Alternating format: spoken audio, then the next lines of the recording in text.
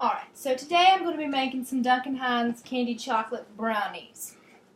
The first thing I usually like to do is spray my pan because I like it to be nice and moist when I put the brownies in so it doesn't stick, because that usually happens a lot when you're starting to bake stuff. And I always like to preheat the oven first. So I'm going to preheat that to about 350. Sometimes I do 400 just if I want it to cook faster because I'm a little hungry. But I'm going to go ahead and I usually put the brownie mix in first and then I'll spray my pan. It really just depends. So I'm going to go ahead and add that in here.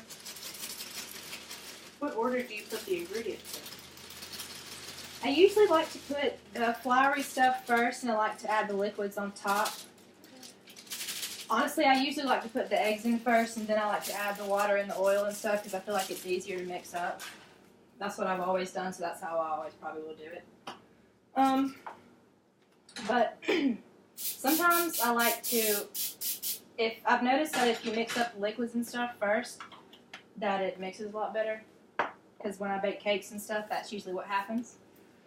So I guess I can start with the olive oil first. I'm going to need 1/3 cup of that. So let's see.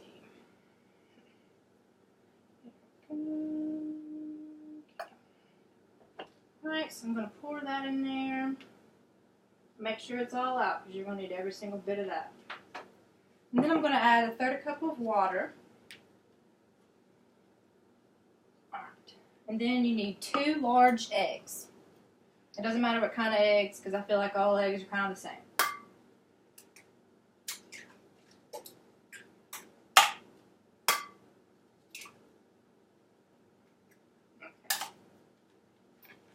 And then you're going to stir that up really, really good. You don't want it to be too loose, but you don't want it to be too thick because you want it to all bake out evenly. And I've also learned that whenever you put any kind of baking mixes into your pans and stuff, you should always tap the bottom of it because that brings up all the air bubbles and different types of things that can make your brownies turn out kind of not in the right shapes and forms.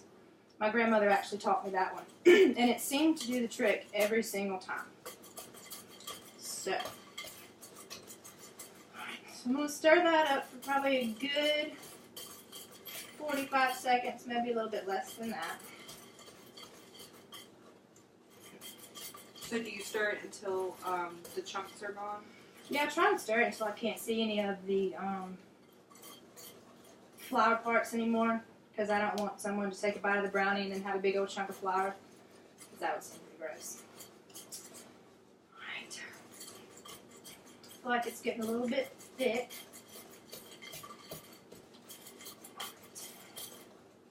Okay. Alright. And I usually like to add the candy and stuff last because if you put it, excuse me, inside the brownie mix, it'll bake in there and it'll all melt and you won't be able to tell that it's actually candy. Put that in here first. And you don't really have to pour it evenly because once you start tapping on the bottom of it to get the air bubbles out, it'll all even itself out.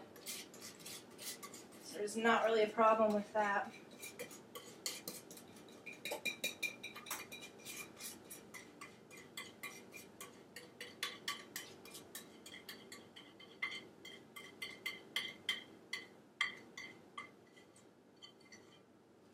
Does it matter what kind of pan you use? I think if you use a type of a tin pan, I feel like it takes it a little bit longer to cook, but I've noticed with more of the glass pans and stuff, they get so hot that it doesn't take as long. So I prefer to use these, actually. And I know this looks kind of crazy, but I promise it works. I've never. Yeah, I'll even show you. I would be able to show the camera, but I don't think you can see. And you don't have to do it for long because I know it sounds kind of crazy. Right. And now I'm just going to add the candies on top. You can really use any kind of candy you want, but this one came with M&Ms. I usually prefer to use some kind of like caramel or fudge maybe because it makes it a little bit fudgier, the whole entire brownie itself. But you can just sprinkle them however you want, really. These are going to be good.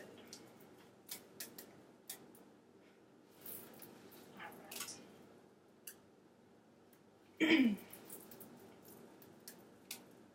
I've even had people bake stuff without eggs. I know some people who absolutely do not like to eat eggs at all. And it actually turns out the exact same way. It doesn't get as fluffy as it's supposed to, but it tastes the same. So if you prefer not to use eggs, you don't have to. I did not know that. But it's most people do, but I've known some people not to, and it still turns out the exact same. So after that, I'm just going to put these in the oven, and they have to bake for a good 30 minutes, unless you like them really fudgy. And you don't have to bake them. Okay. But other than that, baking stuff really isn't that hard. I usually like to bake different types of cakes and stuff. I like to bake different types of things. But I figured the easiest way to explain on how to do something would be making a different type of brownie or cookie or something, but I figured a different type of candy brownie would be easier to talk about and easier to explain, since there wasn't that many things to do, but it wasn't as easy as it sounds. But it's also pretty fun, and it keeps you busy, and they last a while. And usually I like to bake different types of cupcakes and stuff. Cupcakes are pretty good to even teach the kids and stuff if they want to bake. And even if, whenever I have a different type of party or something for school or even with work, I usually like to bake something big. So a brownie, you can cut those up in little bitty pieces and you can take them into different places and stuff. And you can give those out, and it's a cheap way to do it if you're not trying to spend a lot of money. And also... so the longer you cook them, the fluffier they'll be? The longer you cook them, I feel like it starts to raise up higher. But the less you cook them, I feel like it's still going to be like a fudgy type of brownie, but it's not going to be exactly cake-like. And some people don't like cake-like things. But other than that, I feel like that's probably one of the easiest how-to-dos. And I think that was probably one of the best examples that I could have used on this different speech. So,